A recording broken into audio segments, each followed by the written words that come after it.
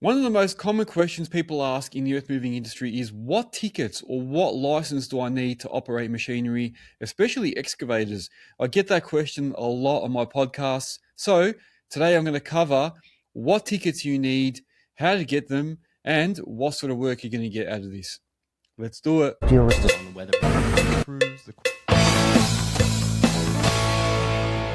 When people ask, what license or ticket do I need to operate machinery, they often get surprised when I tell them that in Australia, there's generally no specific excavator license required to operate machinery.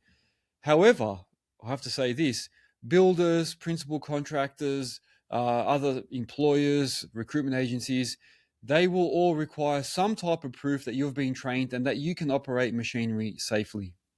So let's look at some of the common training and qualifications when it comes to plant operation. The first one, and a lot of work sites require this, is the white card. So regardless of your operating ticket, you're going to need to get a white card before you can go onto any site and work. A white card is a general construction induction course that teaches you the basic site safety. What's involved? Construction site hazards, personal protective equipment, PPE, risk management, emergency procedures, reporting incidents, working safely around trades and other machinery. And the duration, usually these courses can go anywhere from 1 to 2 days. And the outcome, you'll get a white card, which is nationally recognized, and you can enter most construction sites across Australia.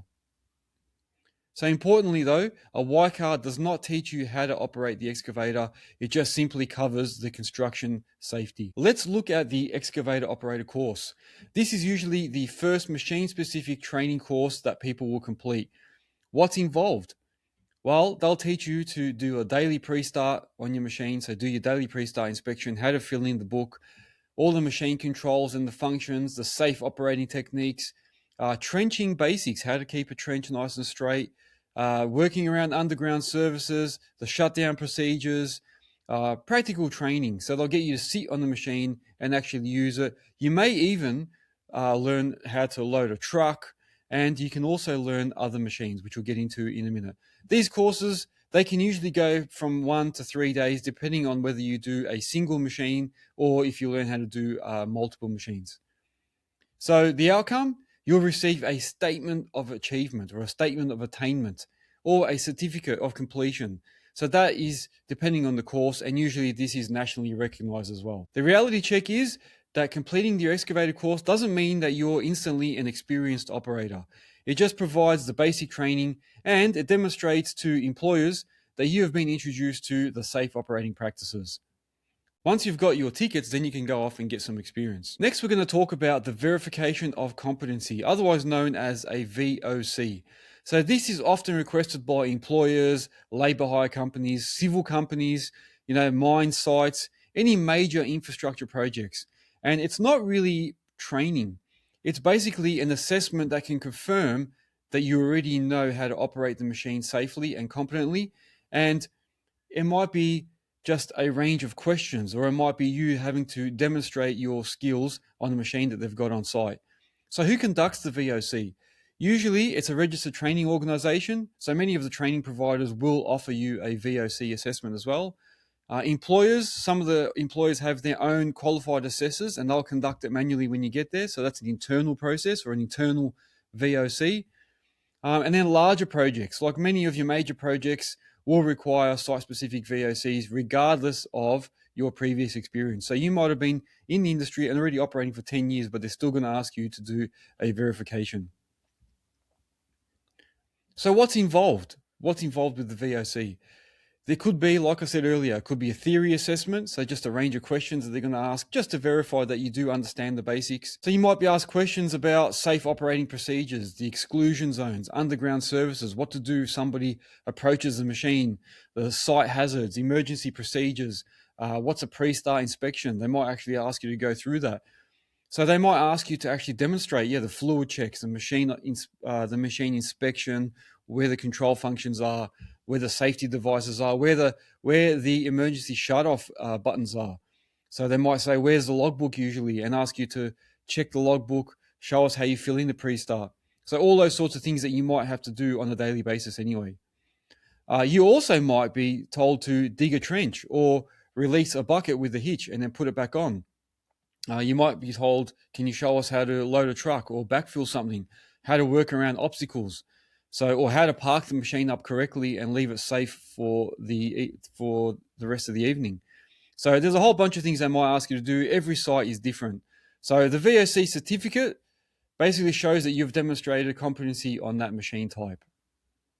So other tickets that can help, which are not always required, but you may be better off getting them because when you're working on a work site, you may not always be just in an excavator or may not always just be in that bobcat or skid steer.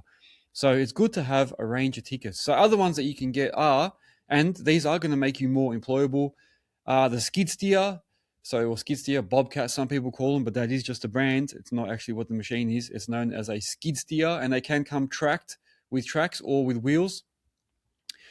Things that you'll need to do in those courses is the same as excavators: learning your machine controls, material handling, working on slopes, how to use different attachments, and then safe operation around people. Other tickets you could get are a loader. You might be able to get something like a roller, compaction, pad foot. You could also go on a dump truck. You can do traffic management and a whole bunch of other things that are all going to make you more employable. And you're going to be working around a lot of these people while you're sitting in the machine. So it's good to get those tickets because often someone might call in sick or they might need someone to jump in the machine quickly. And if you say, I've got the tickets and I've got the experience, they'll say, you know what, go and jump in there. So there you go. Emergency response. So what employers are really looking for is tickets that can help get your foot in the door. So sometimes you might be worthwhile getting a first aid ticket. So not only having your operator's ticket, but having a first aid ticket might actually make you a lot more employable too. So what employers are really looking for at the end of the day is someone with a good attitude that operates and has safe work practices, reliable, willingness to learn, real machine experience. So an operator with 6 months of genuine machine experience is often more valuable than someone that has a whole stack of tickets but has no practical operating time. So keep that in mind. So my final advice, if you're looking to become an excavator operator in particular, or any type of plant operator, a good pathway is, first of all, get your white card, get your excavator operator course or your ticket. If you want, go and get the rest of the machines as well. Often courses will bundle them together. So ask if they do a bundle. And then gain as much machine experience as you can, because that's what employers are going to be looking for. They're going to be asking what type of experience you've got. If you need to, go and rent a machine on the weekend, take it somewhere to an empty paddock, and just have a go, have a crack. Ask people if you can work on the weekends, jump in their machine for free just to get some experience. So learn from other experienced operators, watch what other people are doing, ask if they can show you a few tips. There's a lot of resources on YouTube and plenty of resources in Earthworks Hub, so go check those out. Continue building on your skills and your real job sites, and the best operators never stop learning. Even an experienced operator will be constantly watching what other people do and picking up new points. So there you go. So you know what? Experience will be one of the most valuable qualifications that you can have over a piece of paper. So an excavator course teaches you the basics. A VOC confirms that you can operate the machine safely and competently in the workplace, and then real experience is what turns you into a professional operator. If you enjoyed this video and you want to learn a little bit more about the earthmoving industry, go and check out the workshops, go and check out the Academy section of Earthworks Hub. And if you are an operator with your tickets, you can also register yourself as available for work, list all the tickets that you have, all the experience that you have, and employers scroll our website daily looking for potential candidates. So go and check it out in the job section of Earthworks Hub, register yourself as available, or there are positions vacant on there as well. So you can go and see what's available and apply. Thanks for watching. See you in the next workshop.